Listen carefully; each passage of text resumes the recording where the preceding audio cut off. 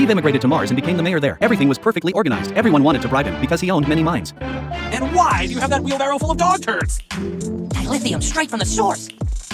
I forgot bags, so I'm gonna let this go. But do not touch my dog's asshole. It turned out they were playing live-action role-playing. Suddenly, Francine needed Steve to do something, but Steve didn't want to go. They even explained what live-action role-playing was, but Francine thought it was meaningless. The next day, Francine came to find Steve again, but Steve went to return a football. They called it a diplomatic mission. Francine had no choice but to grab a drink and wait for Steve. She gradually found the role-playing more and more interesting, because in her real life, she was always doing things for others. Later, Francine became a princess. She had absolute power there. Steve said they didn't need a princess, but Francine attracted everyone with chocolate. However, after returning home, Stan unexpectedly assigned Francine a bunch of chores. Francine delegated all the tasks to Barry, and she decided to expand her territory. Steve thought this would lead to war, but Francine didn't listen. Then Steve was thrown into an alien prison. Their expansion affected the football team's training. Francine declared that the land would soon belong to her, but when they returned later, they found their territory had been destroyed. The entire land was burned down. They demanded an apology from the football team. The coach said they shouldn't have left trash on the field. Francine insisted they must obey the princess's orders. No, you're a sad housewife who spends your days playing dress-up, bossing around a bunch of geeks.